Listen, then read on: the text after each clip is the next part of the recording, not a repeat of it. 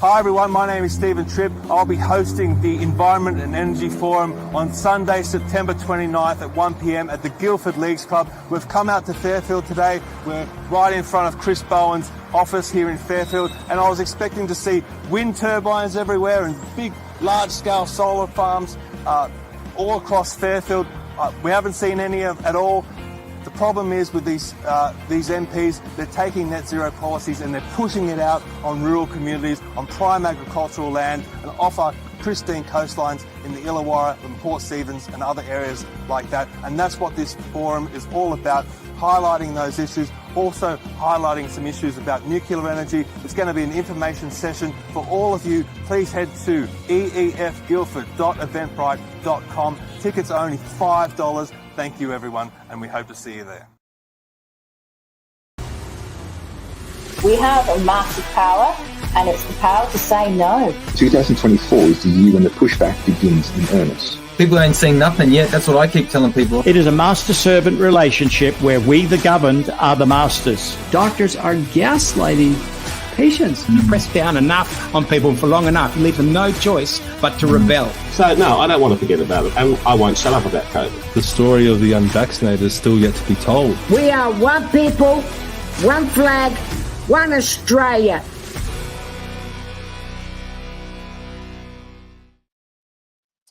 Hello, everyone. Welcome back to another episode of the XCandidates. My name is Stephen Tripp, joined by Councillor Adam Zara. Am I allowed to say that yet?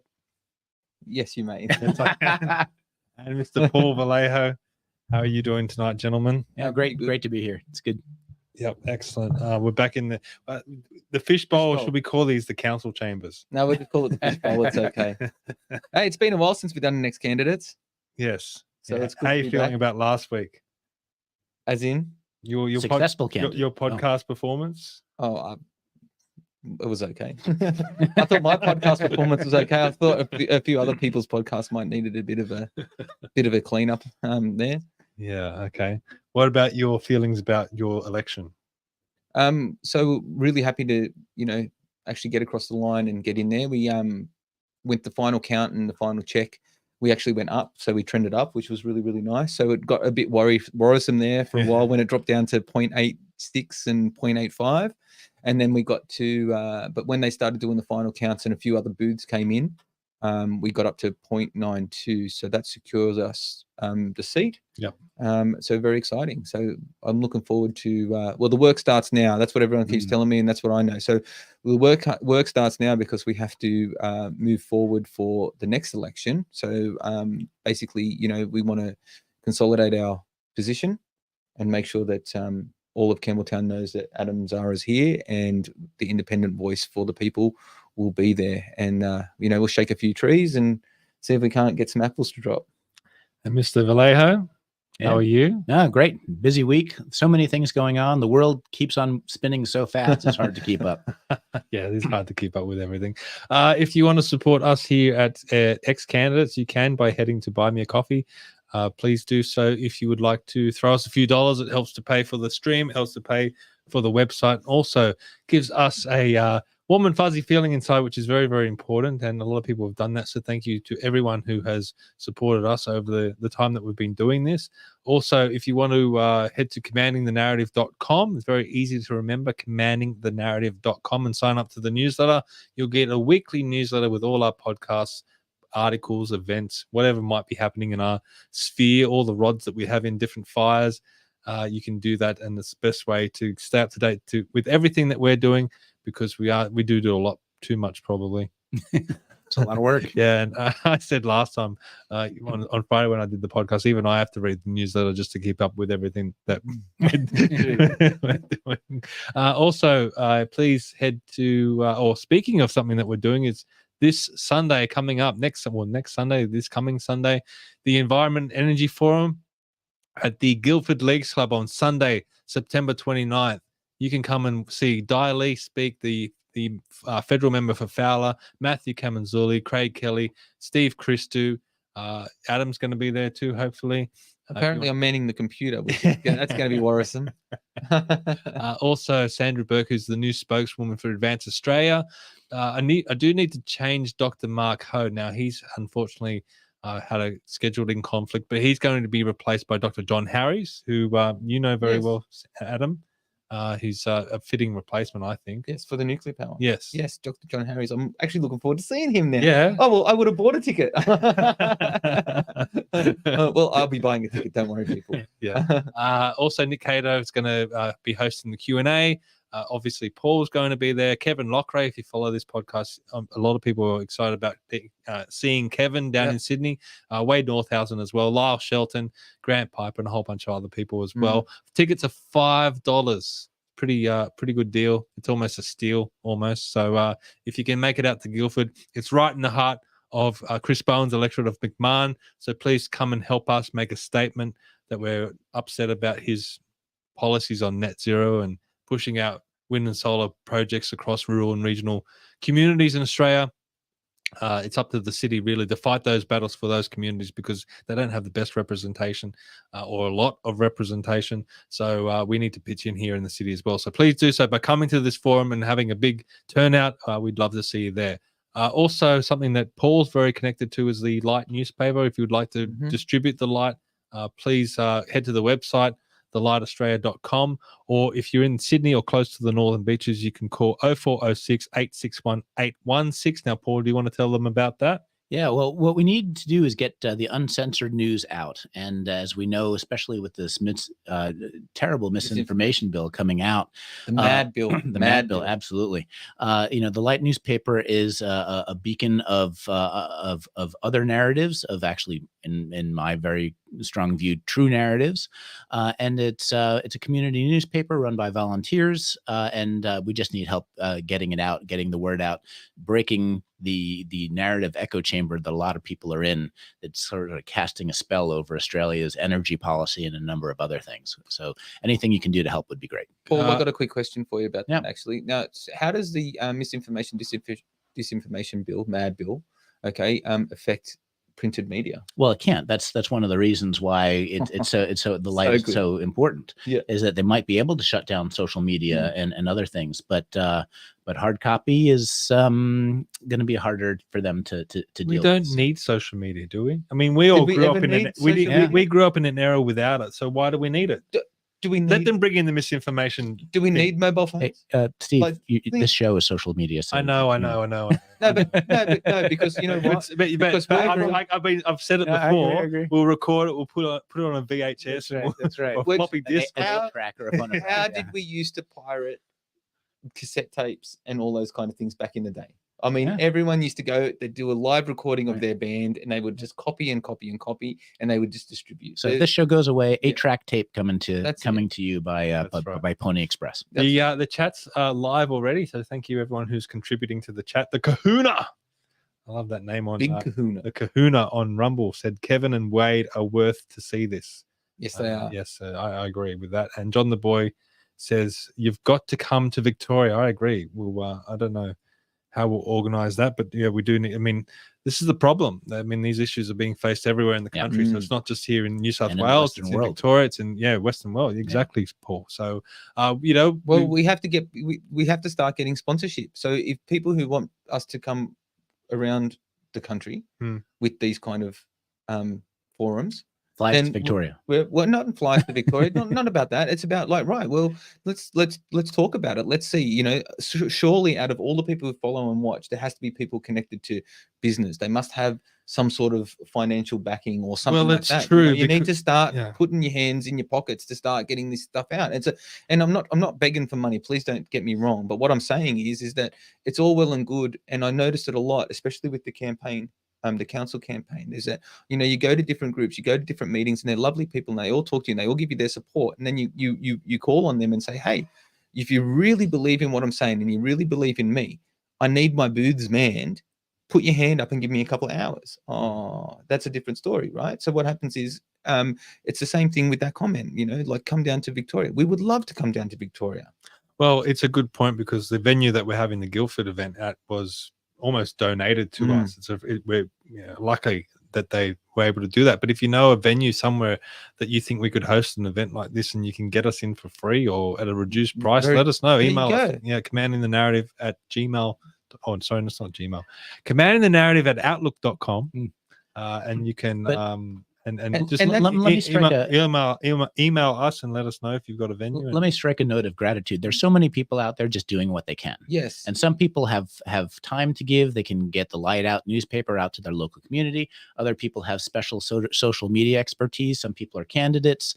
And whatever you're doing to help break the prevailing narrative, I'm grateful for that and for you. So thank you. We all grateful for it. We are grateful for it. And I wasn't trying to come across as ungrateful. One of the things I loved hearing you say during your campaign was people would come up to you and say, "Oh, I didn't see you at this booth, and I was going to vote for you, but I didn't." And you turn around and say, "Well, why didn't you volunteer?" That's right. If you want to see me on the booth, why can't you put your hand up? Put your hand up. I'm out there. I mean, you could have written me a postal letter. My address was on everything, on everything that was authorized. So thank you for what you do. Yes, but do more. Yeah, no. It's do more, but it's like I'm good. But do something. Yeah, absolutely. Absolutely. Like and I like what Stephen was saying as well. I know we've got a topic to talk about, but yeah, onto it the was show. Interesting what Stephen was saying as well. That's right. If you work at a venue at an RSL, and you follow the committee, the narrative, and you want the energy forum to come to you, speak to your boss and say, "Hey, I might be able to contact these guys and get them to come here." Right? They'll draw a crowd of 100 people or something like that. People will buy drinks because we all like a drink. Okay, and the club can make some money, but we can get our message out, all around Australia. So that's an example of reaching into your pocket without actually handing out money. Yeah, your effort. Yeah. Okay, Paul. You always come up with some really great topics. I hope so.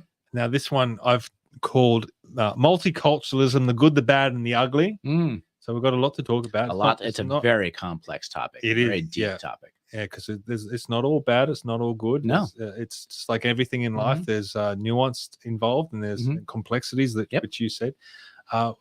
You want to talk about the West to begin with, and the rise and the fall of the West. So one key thing is not all cultures are equal. I mean, if you've ever done any travel, you go from one place to another, you go to an uncontacted tribe, they have pluses and minuses. You're very attuned to nature. They are self-sufficient, but on the other hand, their GDP is zero, and you'll never see, a skyscraper or an electric car or any kind of technology come out of that tribe. They are who they are. But it's going to be very different than going to Tokyo or Germany. There are pluses and minuses, but we have this narrative that multiculturalism is always good. Diversity is our strength. Well, if you try to mix, two tribes together that have an absolutely mutually exclusive view of something and a propensity to violence, multiculturalism isn't always our strength. So unpacking these things, like what aspect of culture produces prosperity, what aspects of different cultures can merge, what aspects of two different cultures will create violence or instability. These are things that have to be unpacked. And right now we're going through a time where people are inviting cultures without any sense of integration, and bringing in people into worlds where they're just not mixing well. They're bringing polar opposites to and certain things mix. Like I love Thai food. That's that aspect of multiculturalism. There are certain morally neutral, stylistic versions that can mix together well. But on the other hand, if you have a culture where this is blasphemous, and I will kill you if you do this, to one that has a free and open society, your mixing won't be so good. Do you think the biggest problem we have is the terminology? So we call it multiculturalism, which I've always disagreed with, because that's saying essentially similar to what you're saying, is you have a whole bunch of different people of different cultures living in the one place at the one time, where I don't think that can work in a lot of ways, because they have different ethics and morals and religion and different things that guide them through life. But I think it should be a multiracial society with the one culture, the one culture that unites them. So let's unpack that a bit. Like for instance, you can have multi food cultures. That's no trouble. As far as clothing and styles go, that all works well. But if you have, then you'll get into cultural appropriation. Well, but that gets into the woke nonsense. Yeah, right. The idea that that every culture has copied aspects of other cultures, and some cultures are very parochial and they don't allow other cultural ideas to come in, and others adapt, like the Japanese have had a very strong sense of culture, but when they lost a war, I forget which one, they adopted Western military tactics, they adopted their Western dress, and then they did it so well that when they fought I think it was the Russia-Sino War, they took a major power and beat them. So they, as opposed to China, when they were faced with Western technology, they basically sort of turned their backs on it. They made it, they had no interest in it. They made it illegal until the British came in and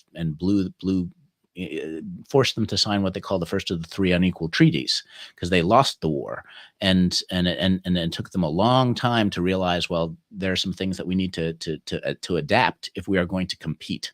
Well, this is a lot of what I'm going to talk about today goes back to 2 interviews that I've done with Dr. Frank Salter already. He's studied all this stuff very comprehensively. And I encourage anyone, after you've watched this episode, go back and watch those 2 episodes if you're interested in this topic. But he was, we're talking about when the British came to Australia and interacted with the Aboriginal people, and how that would have been, difficult for the Aboriginal people, but also brought them a lot of great benefit. And he said a lot of things that people forget is the history of Britain. And how many times they were invaded and the struggles that they went through. The Saxons came in, the Vikings, all these different groups. And every time they'd come in, they'd bring their own language, they'd bring their own laws, they'd bring their own technology. And the British people greatly benefited from that, and then eventually integrated that with their society, and then took that and formed an empire through that. But they went through a lot of hard struggles through that process. So they were once the invaded. Yes, absolutely. Yeah. One of my favorite books on the topic of why certain cultures and civilizations have succeeded or failed is The Wealth and Poverty of Nations by David Landis. And he talked about how during the Dark Ages, no one would have guessed that if you fast forwarded 1,000 years, that it would be Europe, particularly England, that would have the Industrial Revolution, right? 1,000 years later, it was European colonies that were the most successful countries in almost every continent on Earth. In North America, the U.S. and Canada, English colonies, Singapore, Hong Kong, Australia, New Zealand. There was something about the English culture and the legal system that allowed certain countries to flourish, whereas other countries didn't at all. One of which was the difference between England and the Protestants versus the Catholics. For the Catholics, it was heresy to challenge the Roman Catholic Church, or believe even that the earth went around the sun, whereas it was the open-mindedness, the willingness to debate ideas, the scientific revolution, the Industrial Revolution came from a set of cultural values that allowed England to be the center of the Industrial Revolution, and then they became the primary world power. And so, ignoring the fact that these things matter, whether or not you can shut down debate by calling it blasphemy, or calling it hate speech, or calling it cultural appropriation, these things are antithetical to success. Yeah. Right. What creates success is debate, open inquiry, open-mindedness. And to turn our back on the things that have created our own success is an absolute funnel to destruction. Yes, agreed. Well, speaking of debate, let's debate this one. You've sent this through, Paul. Where is it here? This here, invasion. No, we bring diversity. Yeah. So this is about basically the Europeans going to places like North America or Australia or wherever. Absolutely. So this is a representation of my cultural ancestry. I'm half South American, and part of that South American is Native American, and the other part is Spanish. So this is a picture of my great-great-grandfather meeting my other great-great-grandfather, right? But the point here is, one of the points is when they say, well, diversity is our strength, on the one hand, and invasion day on the other hand, well, which is it, right? Is it only invasion if it's the European colonizers coming to your native lands, and multiculturalism is only going. So it's a dishonest argument, and this happens a lot, where you have basically, if you flip the argument on the other way, it makes no sense. It's like, on the one hand, this picture is a representation of something that's, will trigger a lot of people. It's like, oh, this is awful, right? But on the other hand, it's the exact same thing you're recommending when you're bringing lots of immigrants from another culture and bringing them into the Western societies without asking them to integrate. Right. So it's a dishonest argument. It's a one-sided. It's the same thing where, oh, we need more women in the workforce. Well, there's a lot of electric linemen that it's 99% male. Yeah. You want more women in them? No, not that one. I mean the CEO jobs. Yeah. Right. So it's actually not about gender diversity in your workforce. That's not what you mean. It's about something else. And so there are a lot of places where this woke mind virus comes from a very dishonest argument, and this is one of them. So just to reiterate on this, would you say that if the roles switched, so say this was in England and the Native Americans had traveled across to England, and then same picture but reversed, would it be invasion or would it be diversity? Well, the point here is that people say diversity is our strength when it's bringing a culture that's very different than the one we live in. They have a different set of blasphemy laws or whatever it is, and then in that case they say, well, we should bring them in, and diversity is our strength, and we don't ask them to integrate, but then we decry when we send Christian missionaries to uncontacted tribes and say, how could you do that? You're ruining their pristine culture. Right? Okay, so which one is it? What is your consistent set of values that allows that argument symmetry? And since there isn't one, then it's not about what you say it is. It's about something else. Yeah, I want to ask you both a question. I know you're Maltese and you've got a whole mix of. Yeah. Do you guys consider yourselves to be white? I consider myself to be Australian. Okay, but not white. I'm Australian. I got to be honest with you. I don't even think about color because when I was at school, I was the dark one. And what I go and stand in the sun, so I'm bright red now because I was cutting grass today. Okay, so I'm bright red. Okay, tomorrow I'll be, a darker shade of brown, of white. You know what I mean? I'll be brown. You know what I mean? Like I was always the brown one. Okay. And then, and so I never even think about color or anything like that. All I know is that I am second generation Australian. Right. My family immigrated here, and then we live to the way the Australian culture was represented. Which is beautiful. I think anyone who immigrates from one place to another should go there because they cherish and want to adapt and integrate into that society. Well, so if you are not doing that, then you shouldn't go there. Well, I guess what I said before, I probably didn't explain the second half of that. So yes, we can have a multiracial society with one culture, but the people that have to come into that society have to assimilate to that culture. Absolutely agree. Yeah, and this is how they try and bring us down. Because when I was at school, I was taught or I was told, Australia hasn't been around long enough to have a culture. I mean, they try and undermine you by making you think that your country doesn't represent anything. That is absolutely untrue. I mean, I've been to 50 countries. And one of the things I tell people is that Australia was the first place I went to that felt like home. I never felt at home in New York, right? But New York has a very particular culture. It's very competitive, and some people thrive off of that. I find it draining, right? Politeness is not the thing that you get in New York in the 1980s, right?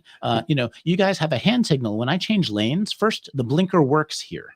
Right. In Houston, it doesn't. You need the element of surprise to change lanes, because if you want to go into their lane, people will just speed up and keep on going. So you have to change lanes and put the blinker on to comply with the law. You need the element of surprise. Here it works, and you have a hand signal. In New York, we have a different hand signal.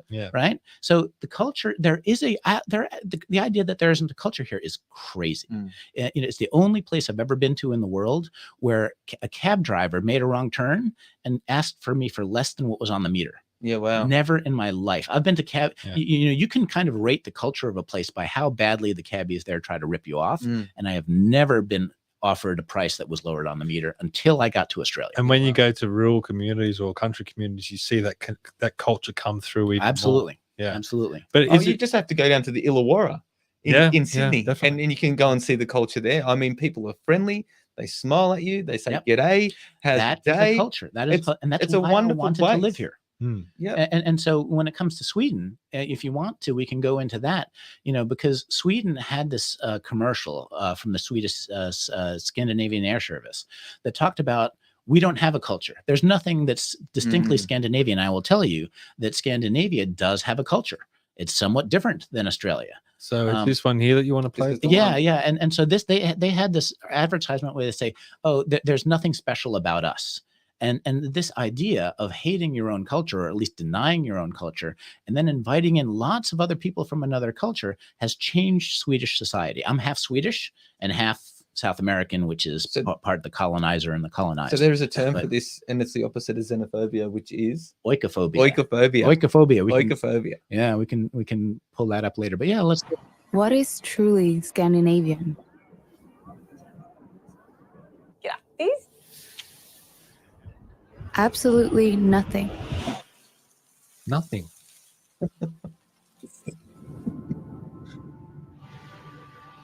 Hang on, let's just stop that right there, because I haven't watched this yet. That's the most horrible way to phrase anything I've ever heard. Just the music and the silence. They've said one thing. What is Scandinavian? Nothing. So basically, you're nothing. You're worthless. You've never contributed anything. Your culture. You're not. You're scum. You're scum. And you need to bring in other people from other cultures to build yourself. And that's what they used to teach us in school. We need other cultures to come in and teach us, fine cuisine and how to be cultured and how to have this and how to have that. And in the Western societies, you're taught that you shouldn't value your own culture, and you should value other people's culture. Meanwhile, your society is the one that's thriving, and the people in other societies have a lower standard of living. And they're coming here. But you're taught to denigrate your own culture, and it is crazy, and it is leading us to destruction. Is it not the same thing as waking up in the morning, look in the mirror, and say, "I hate myself"? Basically, that's what they're asking you. I'm nothing. Right. So you say that to yourself, people watching. You say that to yourself for 10 minutes every day, and see how nothing you are and become. Play a bit more of it. Yeah. But it's worse than that. It's not even just saying that you hate yourself. It's just like you're not even good enough for that. You're just nothing. You're not even worth. The argument here in this ad, and nada. There's nothing distinctive There's no such about thing. our. Everything is copied. Our democracy. Credit goes to Greece. Parental leave. Thank you, Swiss. You know what this reminds me of? This reminds me of when Barack Obama came up and he said, if you've got a business, you didn't build that. Right. If you've got a company somewhere and you hire 10 people, you didn't build that. Someone else built that for you. Yep. It's just it's horrible. It's psychological warfare. It is self-hatred. Oikophobia. Oikophobia, not oink. Oikophobia. That's right. It's oikophobia. That's a different tab if you want to show the people that definition. It's a really interesting concept, but or you could just play the ad.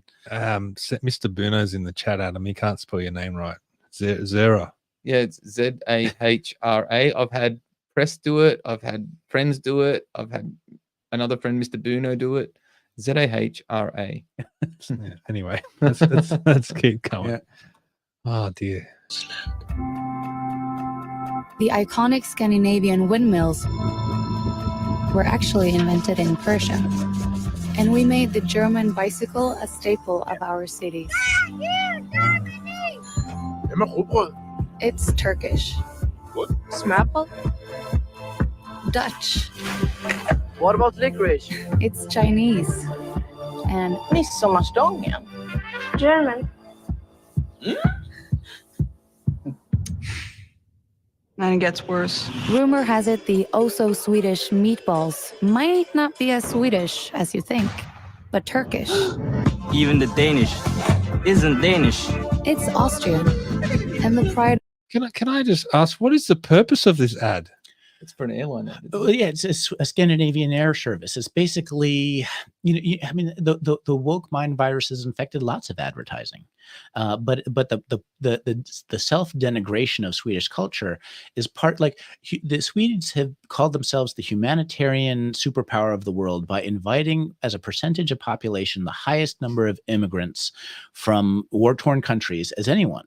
And now They used to be one of the safest places in the world for women and top in women's rights, and now they have no-go zones and high crime rates, and they're finally realizing that they've got a big problem. So surely that's not the immigrants that have done that. It is absolutely cultures that have a different attitude towards integration than others. So then you've got people with pink hair and freaking out right now, watching this show, going, "That's not true because we're all contributing better."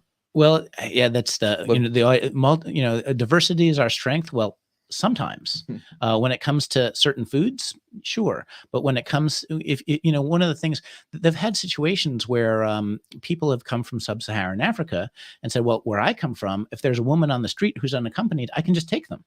So that's my culture.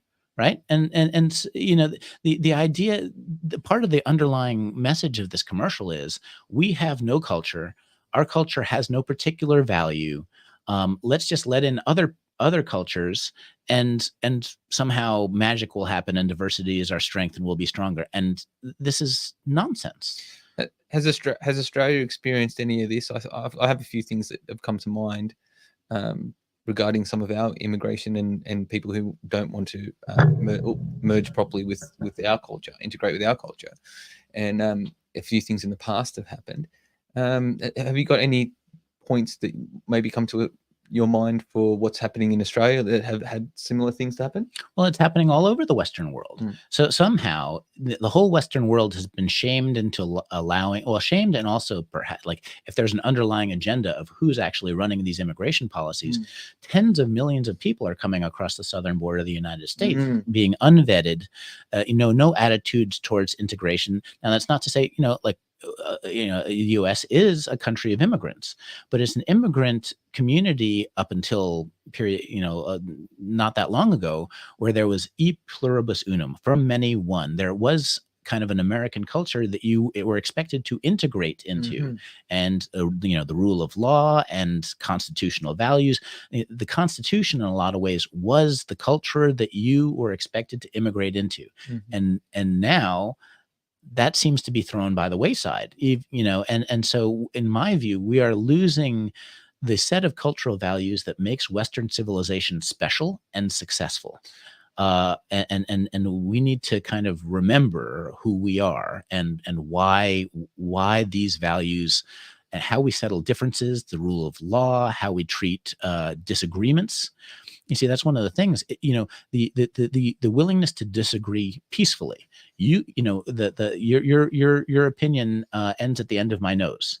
You can say anything you want, right? Whereas in other cultures, it's blasphemy can be a death sentence, right?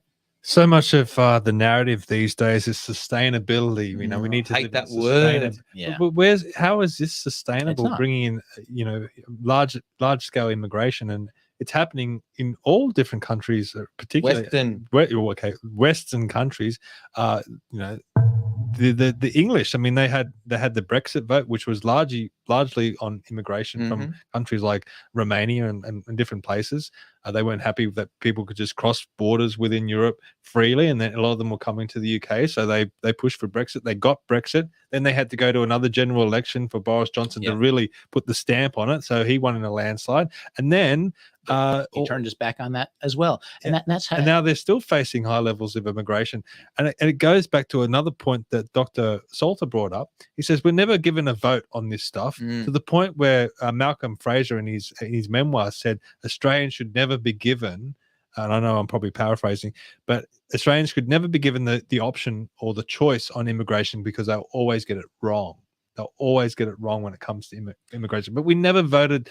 For example, Australia never voted to remove the White Australia policy. Now you can say that, that it's good that they did remove that policy, but don't you think that the majority of that country should have a say in these matters? And it appears that they're not having a say. The question of who decides. Is it the elites who think they know better than everyone else? Or perhaps you could argue that that's actually not their agenda. Their agenda may be to divide, and that they know it's easier to rule over a divided country. So if I create disparate groups that sort of I can make them fight with each other, which has been a way of war for a long time. The elites can basically create division in the country and then more easily exploit it. Or maybe they're just taken over by the mind virus and they think, oh, we know better and diversity is our strength. Oh, whoops, we have no-go zones and our rape rate is going through the roof. And now men are also women and women are men. And, and there we are. And the problem is that, you can take the UK for an example, is that just normal English, white, middle-class people protesting in the street saying, hey, like, we want some law and order back, we want our country back, they get arrested. And then the people perpetrating the crimes who are immigrants just get a free walk, free rein. There are all kinds of cases in the US where people are released on bail after terrible crimes, and they're finally having to pass a law, or they're proposing a law in the US, I think this week, that if you are arrested on a sex crime, you get deported. Like, as if that shouldn't be something that should have been there in the obvious. first place. Yeah. Well, the law is there, it's just not enforced. Yeah. The Soros funded DAs are throwing these people back onto the street we had an instance of that where the Albanese government let that happen to in Australia. Yeah, and so I mean, if we want to just put a tag on this, Paul, this is there are a couple of other articles about Sweden. One, this is something that Pauline Hanson pointed out. What year? I don't know what year this was exactly, but this was a while ago. Promote her, do we? Well, I mean, just the idea that an Australian is pointing out that that there is, she wrote an article for the Spectator. Surely not. This is not a recent issue. This is an old article. Okay. And it is true that I remember reading this a long time ago. That talking about the violent crime rate in Sweden is soaring because they didn't value their own culture, and they let lots and lots of a very high percentage of the population in from war-torn regions that didn't have a culture that would integrate well, and they didn't even ask for integration. And they're not vetting people out like what's happening in the US at the moment. They're not vetting people. They're not. I don't have a really issue like my family wouldn't be in Australia, but they were if they weren't allowed. They were vetted, so they had to come. They had to work. Yeah, they had to have they had to be. In order to come here, I had all kinds of police checks, and I had to we had to pass the points test to say, do you bring skills of value, skills, finances, whatever it is? Are you bringing value to the country? Can you speak English? And it's the same thing. Same thing applies to your house. Yeah. You get to vet who comes into your house.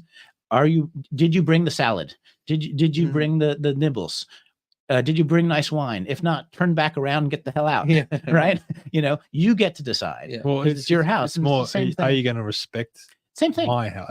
My rules when you come into my Absolutely. House. Yeah. You get to decide. And as a country, the people there should get to decide. Not the elites, not the World Economic Forum, not the UN. It is not their job to say who gets to come into the country. But earlier you mentioned underlying agenda. We saw similar during COVID. A lot of countries were in lockstep together. Yep, absolutely. It seems that the Western world, a lot of these countries are facing the same thing. Could it be an outside force pushing this? I mean, I've heard Chinese. I suspect it is. Yeah. Where is it coming from? Do we know? I don't know. This is a question I've asked myself and others. Who's the wizard behind the curtain? None of it makes sense. Kind of like the COVID response doesn't make sense. It was clearly not about health. And it was universalized all across the Western world. The same play was. Now, who's the one pulling the strings? I couldn't tell you. We need Toto to rip that curtain back, and the Oz. Once that happens, then we might know. But I don't spend a lot of time on figuring out who it is. I just want it to stop. Well, the problem with when things are not transparent, and if there is an underlying agenda that's hidden, then you get the rise of conspiracy theories. One of them that I've been hearing about a lot lately is the white replacement theory. Now, these theories propagate because people put these theories out there, and people say a lot of it comes back to the Nazis and the Nazi propaganda and what they were saying during World War II. But when you look around, you see this taking place. It's hard to, you hear a theory and then you see it acting out, and people jump onto that. How dangerous is that? To go down that path. One of the things that Tucker Carlson pointed out is he said, when I was talking about the great replacement theory, I didn't talk about white. I was talking about people, I was talking about Americans being replaced, that people are being imported, and they're replacing the jobs and coming into the community centers of Black Americans who have been here 300 years, right? So it's replacing the jobs and impacting the local government. So it's not necessarily about race. In that case, it's not about race. It's about the job of politicians is to represent the people that live there, and that this idea that we're replacing whole voting blocks, we're just letting people in and bringing them into community centers, getting them put in hotels, or changing our housing policy. This is so it's the idea of replacement is, again, it's more about who do you let into your home, who the people choose is the key. But we're not getting that choice. And from my point of view, it's not about color or race. It's about values and integration. Whether you value the cultures and the people that where you're going to, and you can be purple for all I care. I would much rather infinitely more purple people that integrate well versus someone who's white and doesn't integrate. Absolutely. I put the link in the chat. This is really going to get dangerous now. That's the woke mind virus, though, because what happens is, and I think people jump to that conclusion when you say, Australians, or you say Americans. Okay, people who migrated there think that you're not talking about them, but you are, because you live there. Yeah, you're one of the people. Like that's if we're out speaking, or especially when we were campaigning and stuff like that, and you say, we're here for Australians, and all the white guys and typical Australians, blonde hair, blue eyed guys, right? Yeah, right. But then what happens is, but I'm also talking about the Muslims. I'm also talking about the Indians. I'm also talking about the Maltese and the Americans and whoever's here who's integrating. I am an Australian citizen. Who's an Australian citizen. I care about this country, living the culture, and who wants to be part of the culture. They're the ones that we're talking about. It's not just blonde hair and blue eyes. Absolutely. Or if you're in that other country, brown hair and brown eyes. I'm part Native American. Well, I'm half Hispanic. Yeah. Yeah. Well, here's the big question for you. If I love getting to the devil's advocate territory, if you look, when the British first came to Australia, they replaced the Aboriginal population. That was a great replacement. Is it hypocritical of white people or Australians to reject immigration and reject being replaced? Well, the tide of replacement, you mentioned the English, was this before the show? They have been conquered and colonized multiple times. And ultimately, one of the things that I find a little strange is, Dr. Salter brought that up because I brought up the fact that, okay, the British came here, but they brought a lot of good with them.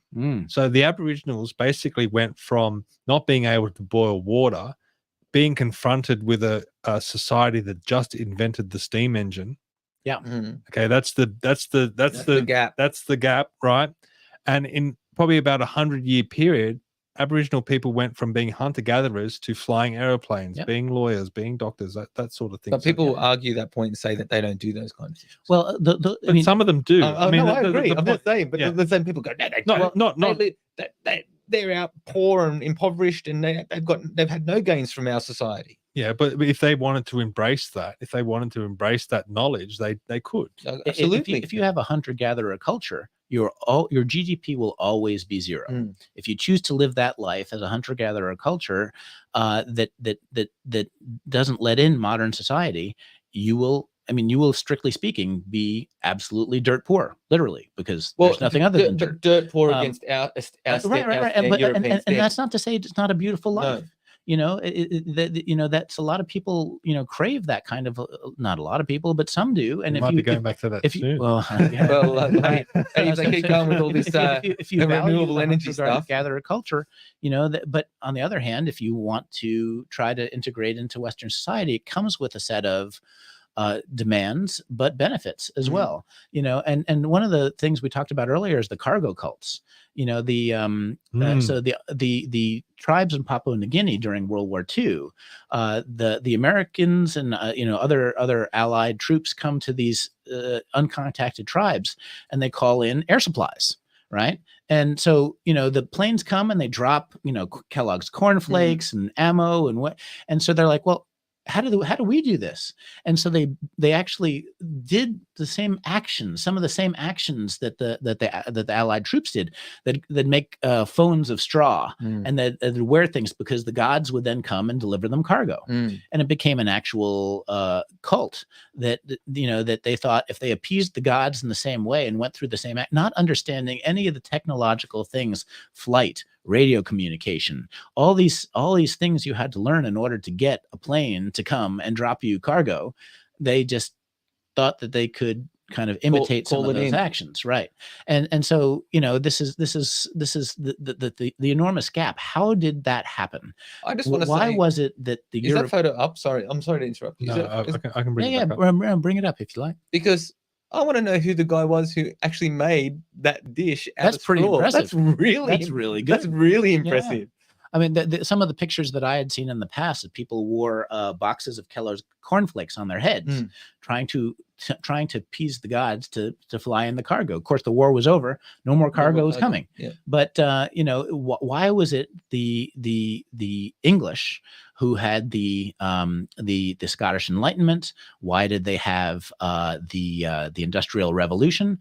And you know, the sun never set on the British Empire. There was something special about that culture that made them succeed. Now, some of the places that they invaded, you know, there are winners and losers. There are going to be, you know, tribes that suffered, but on the other hand, you know, they were a lot, you know, Hong Kong, Singapore, Australia, New Zealand, Canada, the U.S., some of the richest and most organized, and in my point of view, beautiful countries and cultures in the world. Well, the Dutch would argue against you in South Africa and say that the British brought a lot of turmoil. Well, the South, I guess Rhodesia was more British. Rhodesia was, yes. You know, yeah. and South Africa. So I mean, so okay. Let's say the record isn't perfect. You know, and that's okay. But if you look at the top, you know, up until 10 years ago,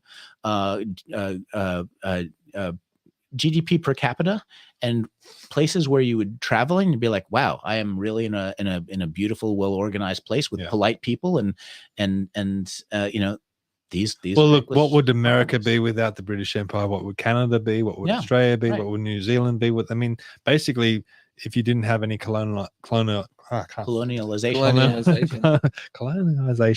I mean, those societies wouldn't have developed. Right. I mean, one of the biggest benefits would be from colonization. I don't know why I can't talk tonight. Is that we can go to sleep at night and know that we're going to wake up in the morning.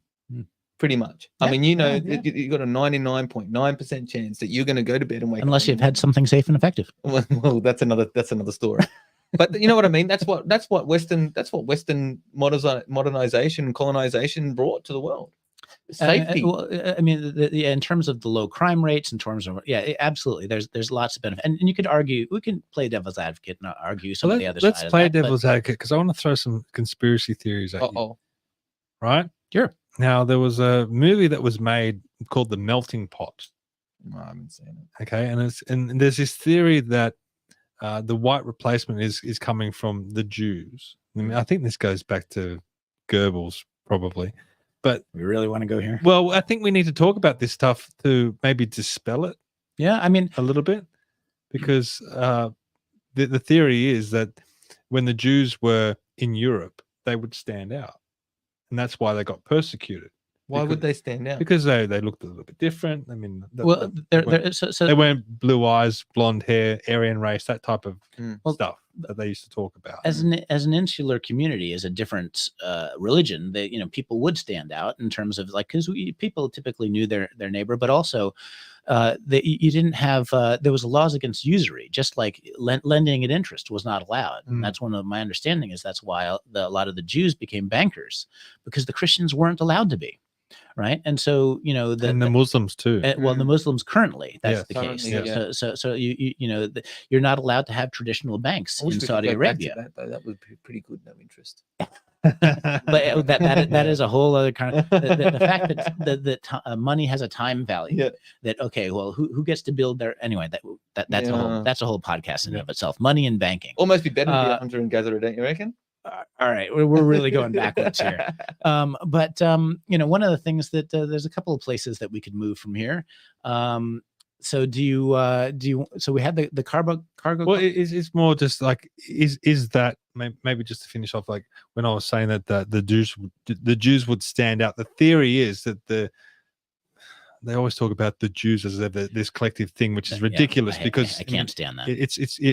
I agree. I mean, it's ridiculous, but the theory is that the Jews promote multiculturalism so if all these different skin colors and all these different types of people are coming into these white civilizations, then the Jews won't stand out as much. Oh, so that's the theory. Well, I mean, the idea that certain groups act like monoliths, as far as the diaspora, there are Jews in many countries throughout the world.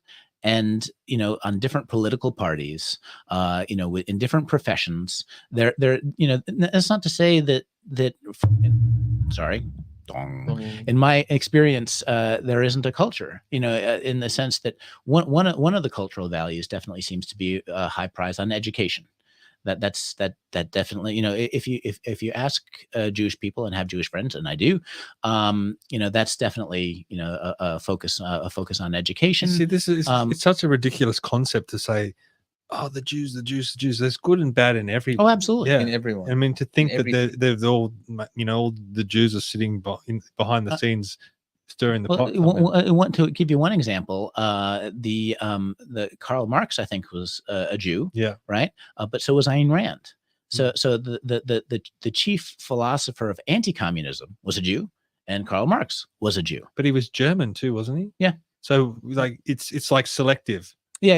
You could say, oh, he's German. To be honest, I just don't think it's a very valuable place to spend too much time. What about the other theory that it's actually the Chinese? So people say if you read what is it, The Art of War? Oh yeah. So The Art of War says don't engage them on the battlefield. Right. Go. I'll go less circumspect on that one. It's definitely the Chinese. So I mean there was a book called Unrestricted War. And the idea, like everything is a hypothesis. We can't know. No. But on the other hand, if you were Chinese, what you'd want to do is convince Australia that they need to go net zero so you can import all their coal for cheap, laugh at them while you export them windmills and destroy their manufacturing base so that you get to be the export market for all your goods, right? So it's one of those things where the shoe does fit in terms of weakening your enemies through woke ideology, denigrating male values, getting them to embrace climate change and net zero, getting them dependent on your manufacturing, and then without firing a shot, you have control. Right now, is that actually a plan that was cooked up, or is that just our own stupidity? I don't know, but one way or the other, I know it's not good for Australia. We'll have a look at the results and see what's happening. I mean, you can see proof is in the pudding, right?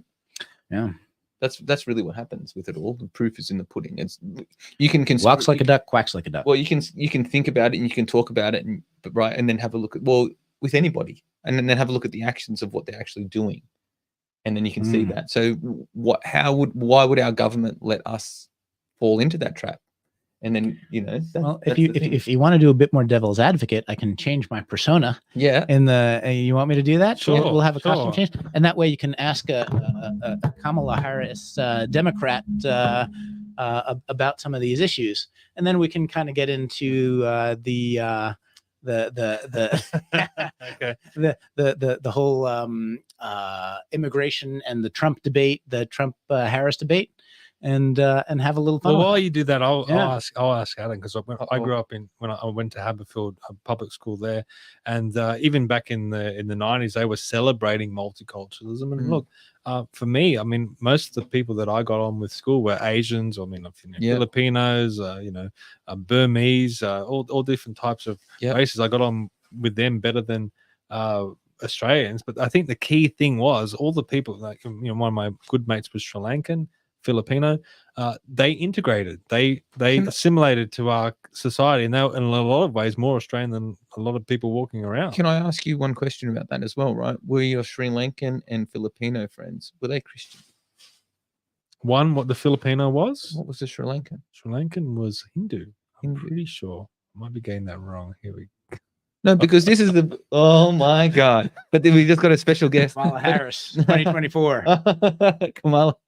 No, thank you. But just to finish off on that real quick, right? Is that they wanted to... You're having a hard time holding it together. Let's talk about what's your persona's name? Well, I'm a he, they, them. This is Che. We've met Che. That's right. Yeah, this is my alternate ego. Yeah. Yes. You've grown some hair since we saw you last. Yeah, you know, it just kind of decided to let it down. Yeah. Yeah. Oh, you had it all.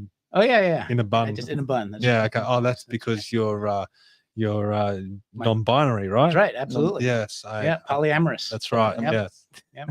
That's right. You're just a sponge and let it soak all in. That's right. So, what are your views on multiculturalism? Diversity is our strength. But not when it includes white people. Well, you know, what we have to do is we have to reverse the racism. Oh, sorry. I apologize.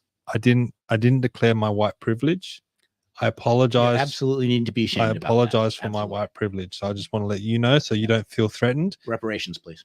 Okay. Well, I don't have anything on me, but I'm sure I can organize. I take a card. Okay. And IOUs.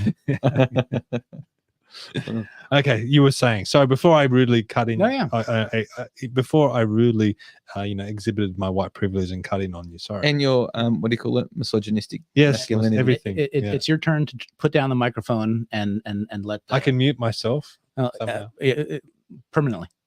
Okay. My podcast now. Reparations. This is no longer commanding the narrative. This wasn't it originally? It was XCandidates. Oh, okay. Well, yeah, it'll be something new next week when I take it over. That's right. Diversity. What is it? Diversity is our strength. That's right. And by diversity, I mean listen to me, and only you, and only me. That's right. Yep. Yeah. So if you want, we can actually get into some of the Trump Kamala debate.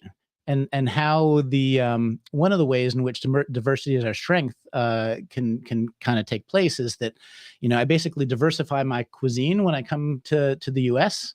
and diversify my cuisine. That's right. No. So you know the fact that so you go from cats and dogs. Well, that's the thing is that, you know, you see in my culture. It doesn't matter whether it's someone's pet, it matters whether it's delicious. All right. And so, you know, whether it's geese from the pond or you know, fluffy, you know, it's my turn to, you know, part of reparations is protein. So this is the one you want me to play? Let's do the other. You know what? We can do this one now. But there was one more that just showing how popular it's actually been. You know, this whole thing about this was in Cologne. This has really become a meme about how the Haitian immigrants in Springfield. And are you going to dance for us? Well, that'll be the next video. It's a bit tight. It's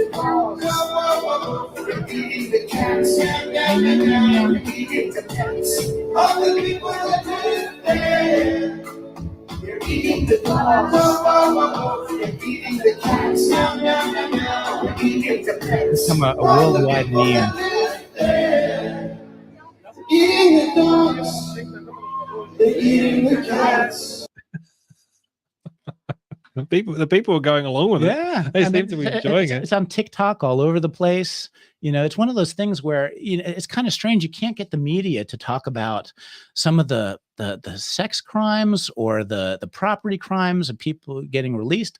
But on the other hand, this particular thing is just gone nuts. But aren't you offended by Donald Trump saying? Oh, absolutely. He's a racist orange Cheeto Hitler. But it's a good tune. Okay. So Yeah. as long as it's a good tune. Yeah, let's go to the next one. That's a great tune. As long as it's delicious. That's right. Dear, oh dear. Okay, here we go. I don't know who was worse, Bruno and Storch or... In Springfield, they're eating the dogs. The people that came in, they're eating the cats. They're eating the pets of the people that live there. And this is what's happening in our country. And it's a shame.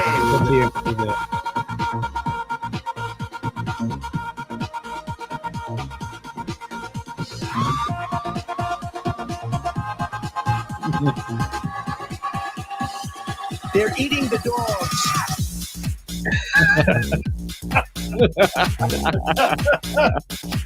They're eating the dogs.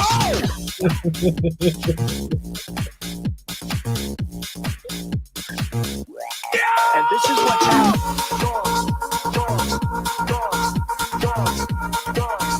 Dogs. People are all right. So are you celebrating that they are eating the dogs? I'm just getting my groove on. He just wanted to dance. But actually, we could. I kind of. When we started this, did we think we? No, we never thought we'd be here. But I mean, we do. Alan's just like, I just got elected to count. I have one request. I think we do need to finish this video because it is the. It goes for 2 minutes. Well, in little bits at a time, but it is some of the best mixing I've ever seen. And as a, you want me to skip ahead to? Yeah, just let it roll for a little while longer, especially when we get as a brilliant bit of mixing. It's just a memeable thing. It's gone or gone. I'm not taking this from television. But the people on television saying the dog was eaten by the people that went there.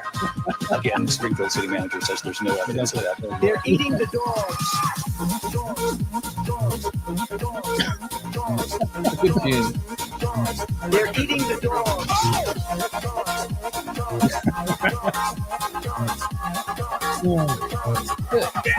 is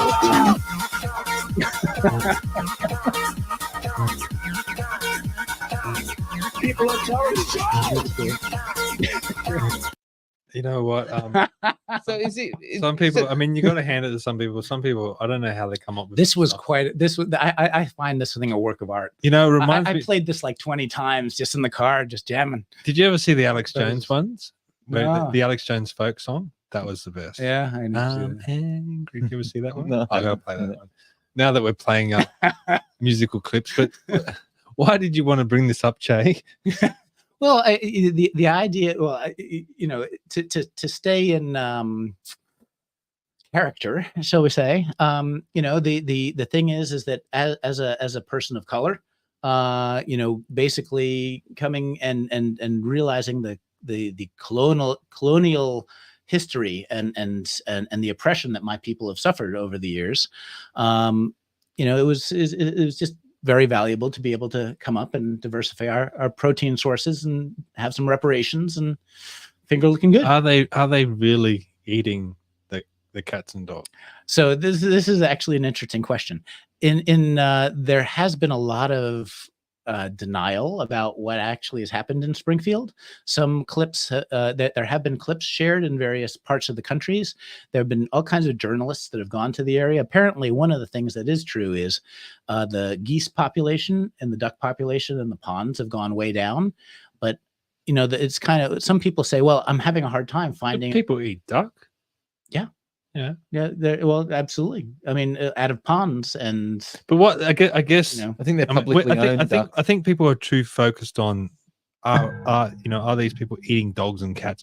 I think the whole message was the economy is going to hell. We're bringing in all these people. We can't support them. They've got nowhere to live. They've got nowhere to eat. They've got nowhere to. That's the main point of all of it. One of the key things in Haiti, there are all kinds of videos of voodoo rituals where dogs and cats are eaten. It is a cultural thing. And, now is that to say that they have decided to integrate into American culture and not do that once they come to Springfield? Maybe not. Right. And on the other hand, I just keep looking at Adam and it's just like, are you going to have contemplating his whole life? It's a town of 50,000 people with 20,000 Haitian immigrants.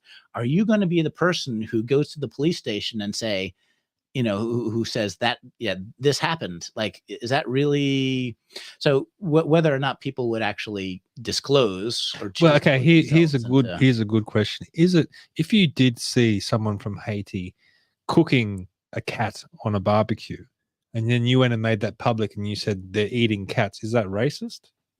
Yes. Why? Check your privilege. Oh yeah, I was. I didn't even know why I'm here. That's like, when what is a woman and all that, and then I wish I didn't come over here and start this conversation. You know, Adam is having regrets. No. I'm just talking about that. That's what you should say. Being a left-wing extremist is just how I wish. Well, let's have a little bit of comic relief, because you guys reckon you haven't seen that? You haven't seen this? No, I don't think I have. The paradigm of absolute control. And that's why we're just out here doing simple things, pointing out that we're meant to be in nature, to be natural. And this is where we find the source that God made to transcend the New World Order. And that's why they want to try to keep us out of it. I'm angry. I've had enough of these people. They're a bunch of Christian murderers, scum. They're on giant death factories, keeping babies alive. You're selling their body parts. What more do you need to know about these people? I go out and face these scum.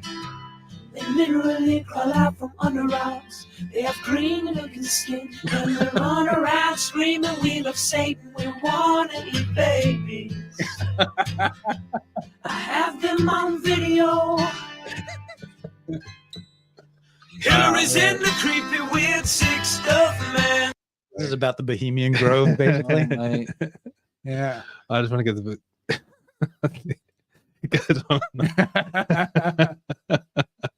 I mean, it just goes to show, I mean, you got to have a laugh, and you got to, I mean, a lot of these issues are serious, but if people can come in and make these videos and put it into a comedic light, I mean, we've got to be able to laugh at ourselves. I mean, there's serious issues out there, and people could say it's offensive, and they say you're hurting people's feelings. We've got to get, I mean, when I grew up, it was all about offending people as much as you possibly can. Yeah. Now we've gone the opposite way, and I just don't think it works. I think you have to go back to the old sticks and stones may break my bones, but names will never hurt me type thing. Words are violent, Steve. Oh, yeah, because they don't want you to talk. They want you to shut up. They want you to go in your little box and shut up and die. Check your privilege. Okay. I hate the phrase. Just speak. Privilege. Tell me Obama and Hillary both smell like soap. With light-colored skin and all the privileges that come up. And what comes with that? Tell me what privilege a white person has over somebody who's colored skin in the same country. Free taco on Tuesday? No, there's no free lunch. Although I wish I did. If I wish I had white privilege. All right. So this idea of privilege, I got to take these glasses off. Yeah, come in. It's throwing me out so bad. I don't know what character you're in. I can't wait to. I can't. We should do a character. So the thing about privilege, this is one of the things. We should do a podcast where we have to dress up in character. I think it's good fun. Yeah. I hope the audience is enjoying. I'm having a good time. Well, yeah, maybe next time we can. You can find out from your feedback. Fast forward parody. But so the thing about privilege, let me give you a choice between different kinds of privilege. You have the choice between being born in this last half century, so time privilege. Being born in a loving family, being born healthy, having white skin, and being born in Australia. What advantage does white skin give me? Out of all those privileges, because these things are all cast of the dice. You didn't choose to be born in whatever year you were born, right? Like, okay, you had the choice between being born in the Dark Ages or now. What do you prefer? Now, better. Yeah. I mean, now it's better. Yeah, absolutely. That's time privilege. Yeah. Right. Then there's being born here or wherever you were born, but you live here, or born in the Congo, which wouldn't. Born here. Yeah. So that's place privilege. Being born healthy, you have 4 limbs, and stout man, right? That's that's health privilege. Yeah. A loving family. Right. And out of all those, do you not have these privileges? Oh, absolutely, I do.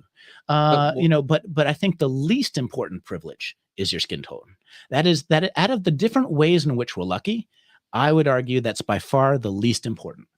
Well, actually, no, sorry. I would agree that to the most important. Are you Che or not Che now? I'm confused. I'm sorry. I'm confused as well because I'm thinking about my point here is right, is that okay, so I can't control time privilege because I was born here. That I was just born. You can't control any of those. Right. Those are all luck. Then what happens is, but white privilege, I mean, if I go and stand in the sun for too long, I get burnt. I don't understand. I mean, we're discussing all this stuff. It's all garbage and it's all ridiculous. I mean, they always want to put you in a box, and we've talked about this before, and that's why I call it commanding the narrative, because they want to say you're a racist, you're a homophobe, you're a climate denier. They want to put you in a box to shut you up so you can't talk. But if you go to conservatives and you say who is one of the greatest leaders of all time, they say Margaret Thatcher, even though she's a woman. All right. That's right. If you go up to conservatives now and you say, who do you want to be Prime Minister of Australia? They say Jacinta Price, even though she's a woman, she's Aboriginal. She's from mixed race. Yeah, mixed race, has mixed race children. She's, has a stepson and all this sort of stuff, which is meant to be against, Christian values and conservative values and all this garbage. It's just the narrative of the left putting you in this box, and then we have to try and fight our way out of it instead of just focusing on things we should be focusing. I don't see privilege if you have to wake up in the morning and you have to go to work and then you have to come home and you have to look after the family and kids. And we all do these things, right? We should just drop the privilege debate now because it's just rubbish. So could you argue, devil's advocate, Che persona, that there is you got to have a different accent or something? Yeah, hey, I got to work on that. That's right. I've never been good with accent. But are there privileges to skin tone at certain times? Certainly. No, it goes on your character and your competence. What you're worth. In this day and age, I would say your character, your competence, and your education, you in a lot of cases, because of affirmative action, if you have those things, you have actually an advantage because of some of the policies. But there have been times where there may have been a history of differential policing. There was segregation. There was the Jim Crow era. There was the slavery era. So in this day and age, it's one thing. You go back, in the U.S. Before 1870s in the South, you were a slave. You didn't have the right. So now. To what degree does that apply to today? People would say, well, there's a historical different, because there's this history of impoverishment, then my family didn't start off with the same level of assets as white families. And therefore, since I'm starting at a lower base, give me some money. This is such an effective trick that they get us in, because if you try and focus on negatives, or, you've had a hard time, anyone can point to anything in their life. I mean, everyone's gone through hard periods, and certainly different races have, and different cultures have, and it's easy to do that, and then you get trapped in that mentality, that mentality in that little box. One of the, we're looking at Britain right now, and there's evidence of, or maybe potential evidence of two-tier policing, where the police in England's own country are targeting the English when they're not targeting. That's policing reparations. I guess that's one way of putting it. But here's my point, and this is something that I bring up Dr. Salter, because we discussed a lot of these issues. The white population of the world has gone from 40% down to 7%. Now, if we have so much privilege, wouldn't that be concerning? What are the reasons for that? How can you have just a dramatic drop in population? Is it just that white people are not having kids anymore, or is there other things going on?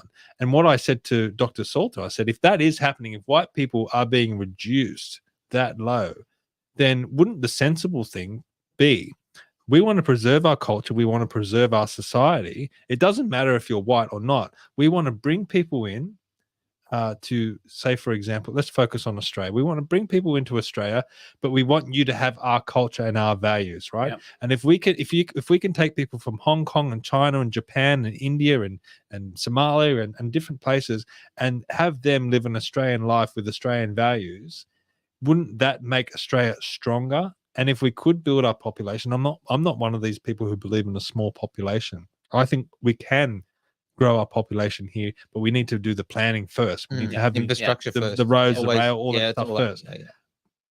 But I think, to reach out to different people your Maltese, Mm-hmm. your, a whole mix of Swedish, God knows, bag of salt who knows what's in there. I'd love to do it. Who knows? What do they call it? Ancestry DNA. Yeah, test. no, I'm done. You're right. It's a mess. It's like BlackRock got it's all like your a details. Rorschach chess or a Jackson Pollock painting. Yeah. Yeah, but what do you feel about that? Well, I think instead of being divided, let's absolutely like so there are cultural things that make Australia the place out of the 50 countries I've been to that I wanted to live. And to value your own culture, absolutely. To figure out what are those things that do make it a valuable culture, and to cherish those things and to value those things, and to listen to the population in terms of what is it they want, as opposed to the elite kind of throwing things down people's throat because they say they know better. And I absolutely agree. It doesn't really matter what race you are. If you embrace and integrate into that culture, that's then you have the continuity of the thing that really matters. And this goes back to my first point. This is why multiculturalism is such a dangerous frame of mind. It's not good. It should be multiracial with the one unifying culture. Yeah, and knowing which cultural values are the ones that are important, and cherishing those, as opposed to that damn SAS commercial saying there's nothing distinctive about Swedish culture. Nonsense. Yeah, absolute self-destructive nonsense. Got a comment from Pauline, and we can maybe discuss this a little bit. A couple I know does not want to bring children into this world. The last few years have been too much for them. Now, the thing that stands out for me is how crazy is that when you think about. You brought up the dark ages, and people would have big families in those times. We are in the safest time of society it's ever been. This time should be the best time. We should be all having like 10 kids each. I'm trying. I got 3. Yeah. No more for me. No. Yeah. But what do you guys feel about that? I just think it's propaganda. I think people have just been propaganda. Because I've heard people say, I know people do it all the time. When I was single, I met a girl, and she said that she didn't want to have kids because we were ruining the planet, and more kids are contributing to climate change and all this sort of stuff. They're winning. You don't even argue against it. You just drop it. You just go. Well, yeah, I mean that stands on the assumption about human-caused climate change, which is the subject of your next podcast, I think, Steve. Say that again. Sorry, I get distracted. The human-caused climate change agenda. That's a whole podcast or two, right? Yeah. We've done podcasts, but that is the fundamental assumption that goes into people's thinking. I mean, if you think, what was it they were saying that the world's going to end in? What did AOC say? Like 20 years? Well, what's the point of having kids? Because we basically have enough. Isn't that deadline coming up? Yeah. Oh, absolutely. It's came and gone 3 other times. Yeah. I just think if they don't want you to have kids, you should be having kids. Well, typically the right answer for the elitist agenda is to do the opposite of what they say. What population can Australia sustain? All right. So this is a great question, right? So we are the land mass of the United States. So Australia is roughly the same size as the United States. The United States has about 300 million people, and we've got less than 10% of what they have. So I'm pretty sure that Australia is good, right? For 300 million people. But Australia's all desert. No, barren land. I haven't seen any of it, by the way. But you imagine, right? So what happens is you slowly expand. This is through planning and decent government planning and infrastructure and stuff like that. As you start bringing water inland, you start greenifying the land and being able to use it and cultivate it to use, okay?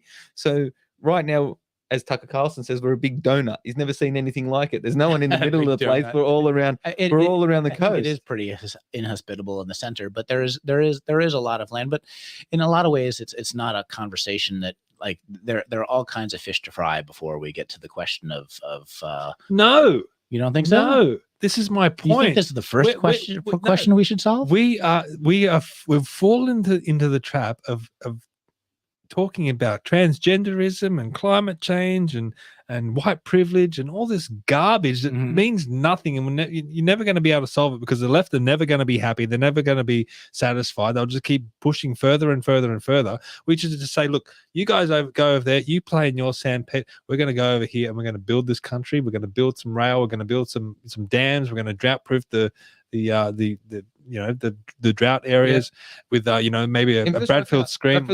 hybrid scheme. We're going to focus on that stuff because someone said this to me. I can't remember who. I think it was oh God, I can't remember who said this to me, but they were saying, well, he came from India, and he said he couldn't believe it when he came here, and we're focused on those issues I just said, transgenderism, all this stuff. Meanwhile, in India, they're putting rockets into space and putting. It's crazy. I mean, but the first thing to do is to get rid of the crazy, and then you can decide. Just ignore it. You can't. Sure, you can. The net zero agenda is coming for you, whether you ignore it or movie? not. Is it the Scrooge or one of the Christmas movies or something like that? And he's going around, he's causing all this mayhem and chaos, and they finally just say, "Pretend he doesn't exist," and then he just goes away. Oh, that was actually a good movie. Rise of the Guardians. That was great. I don't know if it was that. Was it about Jack Frost? Jack Frost, was it? I can't Rise of the Guardians. Yeah, that's Jack Frost. But anyway, it doesn't matter. Well, point being is you can't ignore them yet. At some point, they'll be a fringe part of the political landscape, and you can ignore them. At this point, they're running the show. They're running the show. Only because we keep talking about them. No, because we keep voting them in. That's it. And because people can't, the Liberal Party can't file their paperwork in order to actually give us an extra choice. But he's done some good things. He's put this nuclear policy. He's commanded the narrative on that, right? But it's still not passed. It's still not. Well, he's got to win the election. Well, that's that again. That's the first thing is get people and awake instead of to the talking narrative about what you're going to do for things. all these trivial lefty garbage issues, we should be talking about what are we going to do to build this country, because we've got a population of 27 million people. We're completely vulnerable to the rest of the world. Anyone completely vulnerable. Like what military do we have? We're spending billions of dollars on AUKUS wind farms and having maybe 8 subs at the end of the day. What the hell is that going to do? I'd much rather, as Alistair Pope said, take that $1 billion and buy a shit ton of drones and missiles, and then we'll be okay. Well, the first thing we got to do is stop digging, and then we can build. Stop digging. Once you find yourself in a hole, first thing you do is stop digging. Oh yeah, I thought you meant stop mining. No, that's not what I mean. No. Like, is this K or is it the first part of the thing? When you find yourself in a hole, stop digging. Stop doing stupid things. Yeah. Get the stupid people to go off into back into their hippie. Aiden says A Christmas Carol, or a Wonderful Life. Okay. And I think A Wonderful Life was different. Isn't that when he went back in time? Yeah, it was when he went back in time. Yeah. Rise of the Guardians did have a character that once you stopped being afraid of him, he lost all his power. The Kahuna says ignoring the crazy is what has got us into this. I agree with the Kahuna. Yeah. We just like, I think bending the knee to the crazy has gotten us into this. Those pink-haired people, they're just in the universities. Maybe ignoring what's going on in the universities, but in what's front and center in public policy, I think they're two different things. I think it's a persuasion game. We have to convince people that what we're doing is insane. It is, but that's all we're talking about. My point is, while we're talking about this stuff, it's building distracting. infrastructure. Like what's something that Australia has done in the last few decades that you can point to and say, well, that was a great bit of nation building work. I can tell you it's not a nation. It hasn't been a dam. There's been no dams. There's been lots of wind farms and solar panels. Where's our high speed rail? Yeah, and even that I don't think is a good idea. You look at the cities around Australia. I mean, Sydney and Melbourne are really the only big cities. I mean, I even think I've always said, I'm going to offend people in Brisbane, but I always felt Brisbane was a city pretending to be a city. So it's just like a little country town in a lot of ways for me. I was, I spent the first weekend there I have in a long time. It was a beautiful, well-ordered. I biked up and down the river, and I agree. Like, wow, it's a beautiful place. Yeah. It's not overpopulated. It's not big and busy. But it's not somewhere you go to have a high-paid job or anything like that. I mean, I'm sure there's examples of that, but I mean, if you want real economic opportunities, you go to Sydney or you go to Melbourne. It's expensive to live in, but if you want a big job, that's where you go. Yeah. Yeah, I think the first thing we have to do is to get people to realize, in my view, that the people that care about the environment are not represented by the Green Party. The working class is not represented by the Labour Party. No. The people with liberal values aren't well represented by the liberal executives. And the same thing with the Teals. The Teals aren't they like to think they care about the environment, but they're embracing policies that are self-destructive. So first thing, don't destroy yourself. Second thing, worry about building yourself up. But that's just my 2 cents. Adam, some wise words from Councillor Adam Zara. Stop digging. No. Stop digging that hole. Stop digging. Stop digging that damn hole. You know what you need to do? You need to get your first. Do you have like a maiden speech in council? How does that work? I think you need to work in there and say, "Well, I'm in council here. I'm not going to listen to any of you because you're nuts. You're crazy. I'm going to focus on building roads, rail, public transport, upgrading. You know, collecting garbage. I'm not going to listen to any of you people. Well, I'm going to be like a minority in this council. Okay, you've changed ignoring the way you speak. I'm going to be get them to check their privilege and put the mic down and say, you know, it's you've had your time. No, it's a serious game, and I know the benefit of the people are really important. Is the primary purpose of council, and we have to. I will figure out how to make that work when I'm in there. Can you guys believe we've gone an hour and a half? Yeah, can we close off the podcast with the last part of that tune? I think that would be a fun way to close. Which one was it? It was the eating dogs. I think I got rid of it. Oh, to about there we go. Yeah. I don't know what you do in this spare time. I mean, I don't. Like you said, you got to have a laugh. So sometimes at dark times, you have to be able to. What does your wife do when she walks into you? Listen.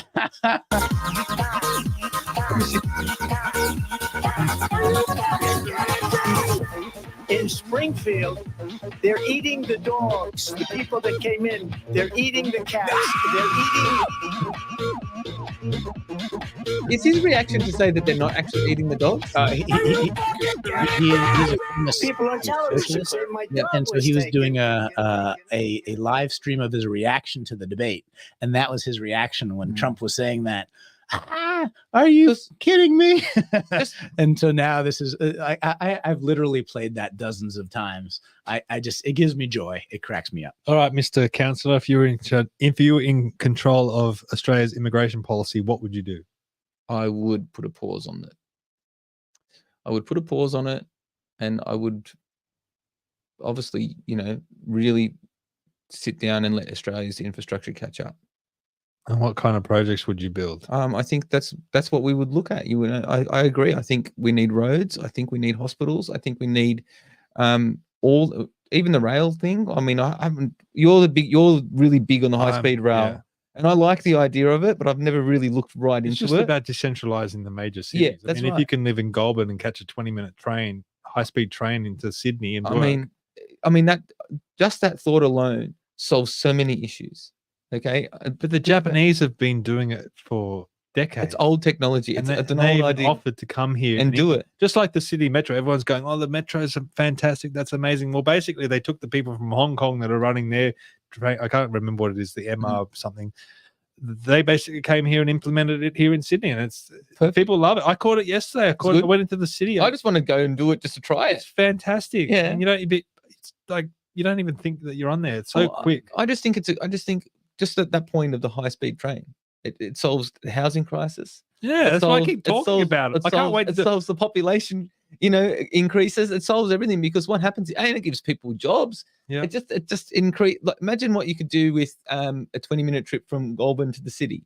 We could literally go and buy houses. Buy houses in Goulburn. Yeah, for reasonable pricing. Yes. Okay. Yes. Have land. Have the kids touch the ground. Have the son see the ground, and then you could just jump on the train and come to work, and then jump back on the train and go home. And it's 20 minutes. Yeah, like problem solved, done. I agree. I mean, I'm on your page. I mean, these are the things. I mean, why don't we have a high speed rail between Sydney and Brisbane or Sydney and Melbourne? Well, why don't we have a high speed rail that goes around the whole of damn Australia? You know what I mean? Like, you know what I heard, and this is probably, I don't know if this is conspiracy. Call it the orbital. They never go after the high speed rail, because they would have to build a high-speed rail to Canberra. And Canberra Airport, obviously you're getting a lot of politicians go in there, a lot of bureaucrats, and the airport lobby push really hard on the government not to bring in a high-speed rail because they don't want that business taken away from them. Because why would you fly when you could catch a 20-minute train? Yeah. and not worry about turbulence, not worry about falling out No, the sky. there's a lot of turbulence around it Yeah. for some reason. Yeah. Yeah, well, why is there a lot of turbulence around at the moment? I don't know. You got to engineer Climate change. Well, yeah. Or is it changing the climate? You're going to hear about this when you're in council. This is one of the responses, but I put a survey out to all the Northern Beaches councillors of where they stood on different issues, and You should have sent it to me. Well, I did. Oh, did I not answer it? Sorry. There's a lot of things I said to you, and you go, "You didn't send that to me." So one of the questions was, where do you stand on climate change? And or should council be doing things to mitigate climate change or something along those lines? And they're like, yes, because we're getting higher rainfall and higher this and higher that. When has rainfall been bad? Well, it's part of the devastation that's happening through increased weather events, and we need water.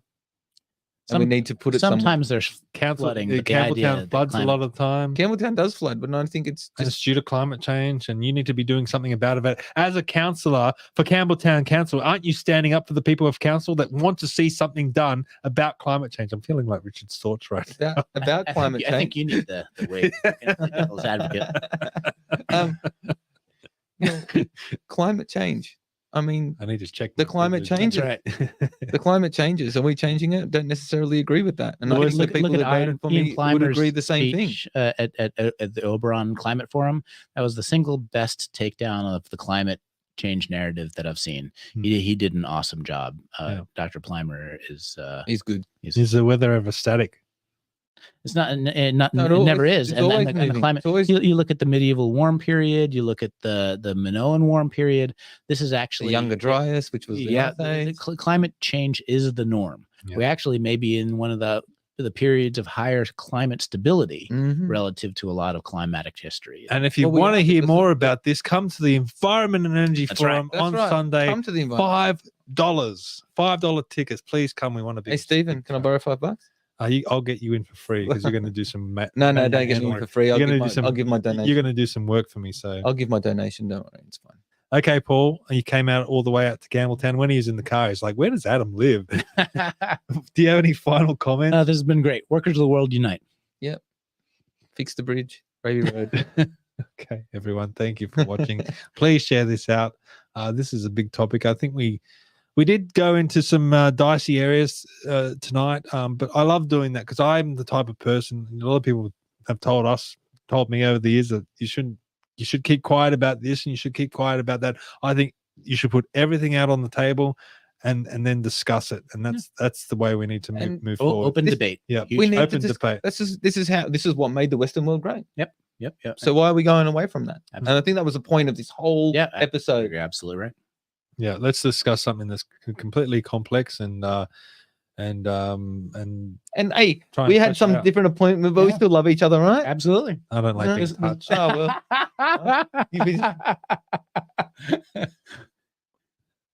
Okay, all right. Yeah, please share this out far and wide. Share it to your friends, share it to your enemies, whoever you think would enjoy this podcast. Please spread the word. We really do rely on our audience to get this out there. And thank you, everyone, for watching. We'll see you all next time. See ya.